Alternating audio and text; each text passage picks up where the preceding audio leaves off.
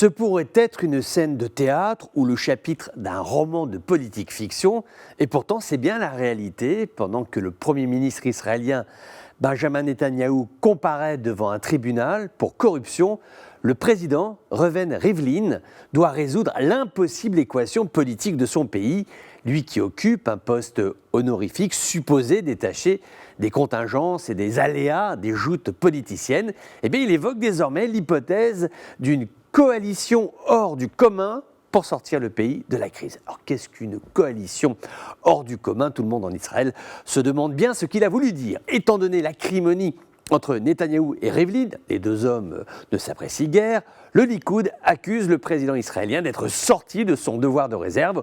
Aujourd'hui, il n'est point d'analyste en Israël qui estime que pour former un attelage gouvernemental, il faudrait intégrer le parti islamiste Ra'am de Mansour Abbas, fort de ses 4 sièges de députés obtenus aux élections. Rappelons qu'aucun parti arabe n'a jamais fait partie d'une coalition gouvernementale en Israël. La dernière fois qu'un parti arabe a soutenu une coalition, c'était en 1993. Mansour Abbas est un homme tactique. Quand il tient une conférence de presse, il s'exprime en hébreu.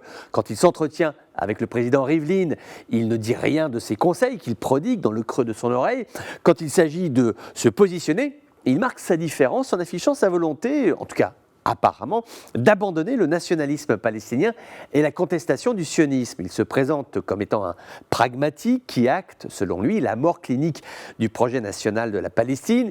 Il parle d'intégration, de participation active au devenir de la nation israélienne, bien évidemment de l'autre côté du mur, de l'autre côté des barbelés. Beaucoup dans les territoires l'entendent comme un renoncement, voire une trahison. Chacun y va de son vocabulaire. D'aucuns estiment que la situation actuelle, devenir l'homme en capacité de faire basculer le prochain gouvernement d'Israël dans tel ou tel camp, lui serait un peu monté à la tête. Bon, ce dont Abbas se défend, il va de soi. Reste que nous vivons une séquence intéressante. Souvenons-nous qu'il y a environ 2 ans, nous commencions à nous demander, mais est-ce qu'un jour, la minorité palestinienne en Israël ne possédera pas la majorité du pouvoir de blocage, d'influence sur la coloration de la scène politique israélienne? C'est ce qui se produit actuellement. Il est trop tôt pour dire encore si Mansour Abbas a le vent de l'histoire avec lui, mais il se passe quelque chose.